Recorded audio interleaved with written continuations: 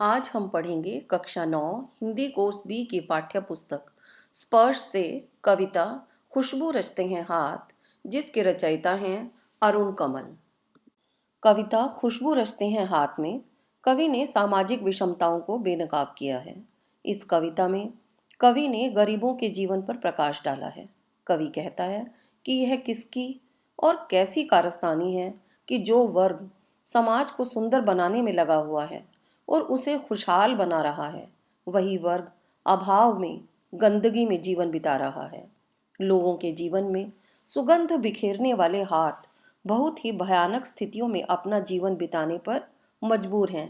क्या विडंबना है कि खुशबू रचने वाले ये हाथ दूर दराज के सबसे गंदे और बदबूदार इलाकों में जीवन बिता रहे हैं।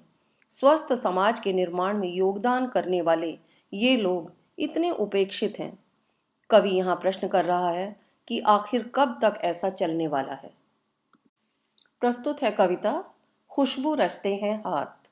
कई गलियों के बीच, कई नालों के पार, कूड़े करकट के ढेरों के बाद, बदबू से फटते जाते इस टोले के अंदर खुशबू रचते हैं हाथ, खुशबू रचते हैं हाथ। यहाँ नालों का अर्थ है घरों और सड़कों के किनारे गंदे पानी के बहाव के लिए बनाया गया रास्ता। कूड़ा करकट अर्थात रद्दी, कचरा, टोले, छोटी बस्ती। इन पंक्तियों में कवि कहता है कि अगरबत्ती का इस्तेमाल लगभग हर व्यक्ति करता है। अगरबत्ती हालांकि पूजा पाठ में इस्तेमाल होती है, लेकिन इसकी खुशबू ही शायद वह वजह होती है कि लोग इसे प्रतिदिन इस्तेमाल करते हैं। इस कविता में कवि ने उन खुशबूदार अगरबत्ती बनाने वालों के बारे में बताया है जो खुशबू से कोसों दूर हैं। ऐसा कवि ने इसलिए कहा है क्योंकि अगरबत्ती का कारखाना अक्सर किसी तंग गली में, घरों और सड़कों के किनारे गंदे पानी के बहाव के लिए बनाए गए रास्ते के पार और बदबूदार कूड़े के ढेर के समीप होता है। ऐसे स्थानों पर कई कारीगर अपने हाथों से अगरबत्तियों को बनाते हैं।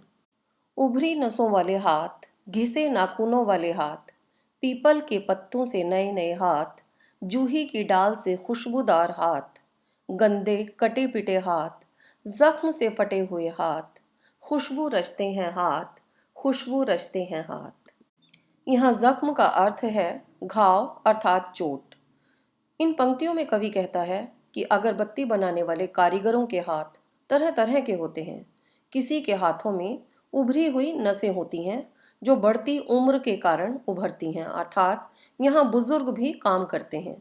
किसी के हाथों के नाखून घिसे हुए होते हैं। कुछ बच्चे भी काम करते हैं जिनके हाथ पीपल के नए पत्तों की तरह कोमल होते हैं। कुछ कम उम्र की लड़कियां भी होती हैं जिनके हाथ जूही के फूल की डाल की तरह खुशबूदार होते हैं। कुछ कारीगरों के हाथ गंदे, कटे पिटे और चोट के कारण फटे हुए भी होते हैं। कवि कहता है कि दूसरों के लिए खुशबू बनाने वाले लोग खुद न जाने कितनी और कैसी तकलीफों का सामना करते हैं। यहीं इस गली में बनती हैं मुल्क की मशहूर अगरबत्तियां। इन्हीं गंदे मोहल्लों के गंदे लोग बनाते हैं केवड़ा, गुलाब, खस और रात रानी अगरबत्तियां।